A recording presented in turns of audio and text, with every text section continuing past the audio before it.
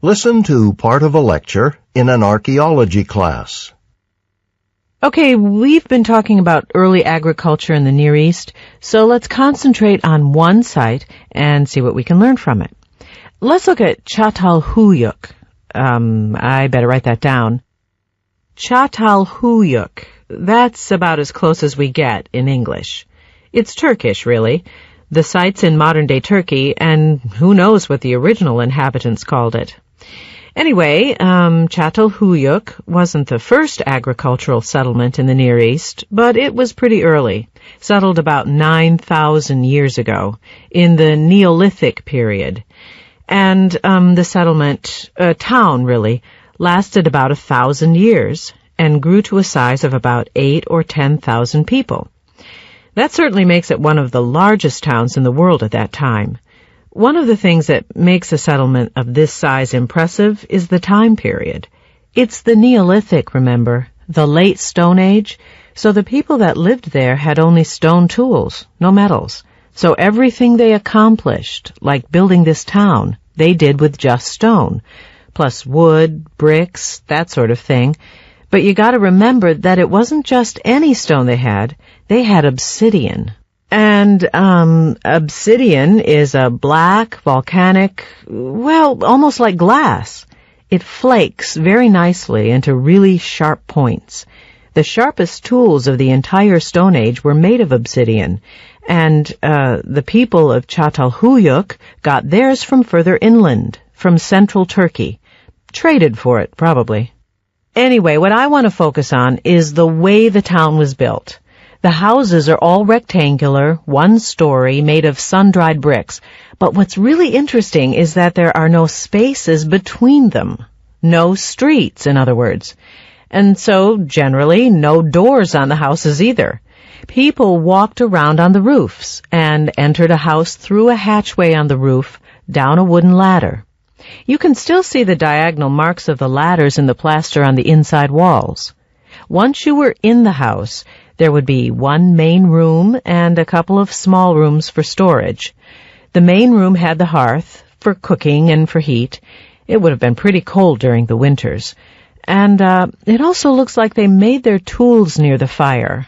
There tends to be a lot of obsidian flakes and chips in the hearth ashes, but no chimney. The smoke just went out the same hatchway the people used for going in and out themselves. So there would have been an open fire inside the house, with only one hole in the roof to let the smoke out. You and I would have found it a bit too smoky in there.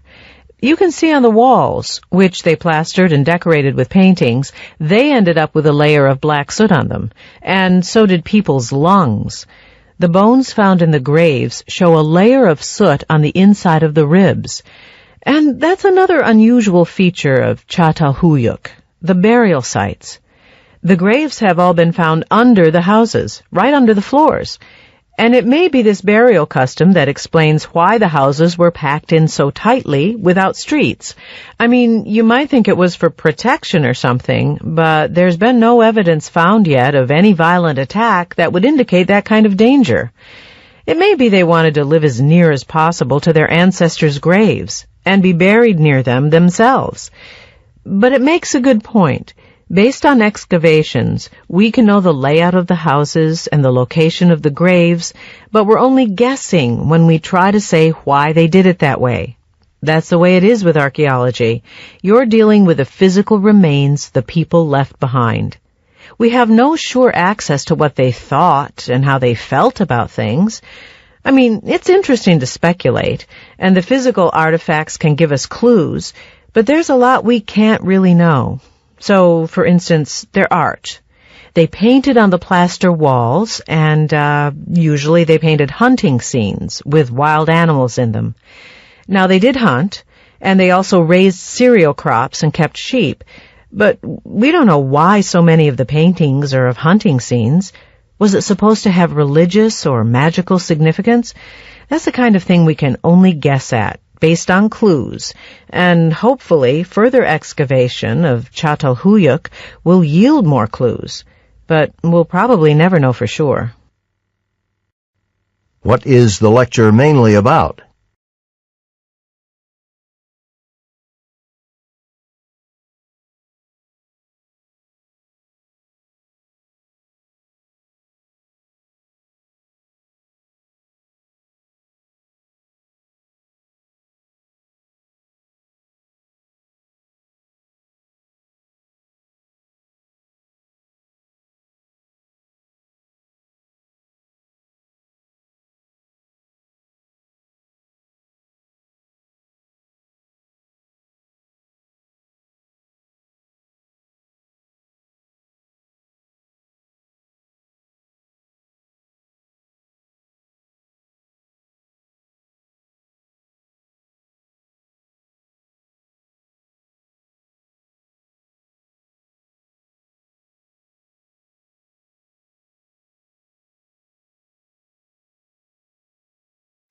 What does the professor imply about the tools used by the people of Çatalhöyük?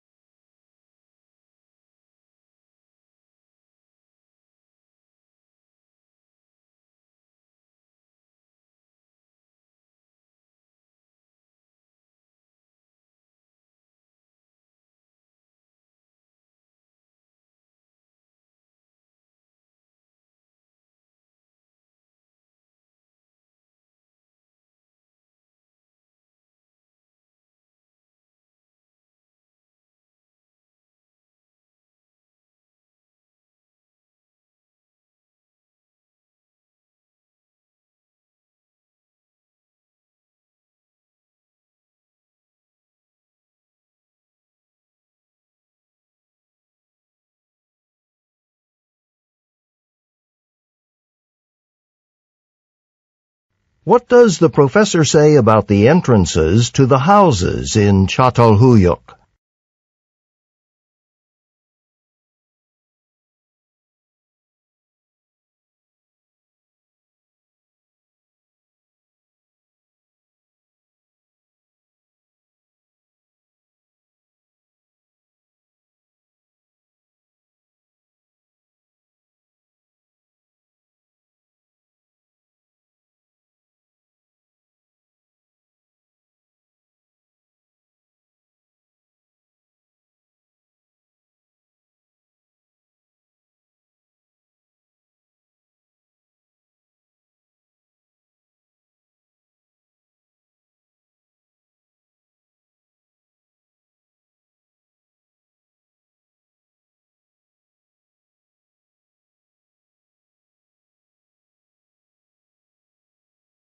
What does the professor say about Çatalhöyük graves?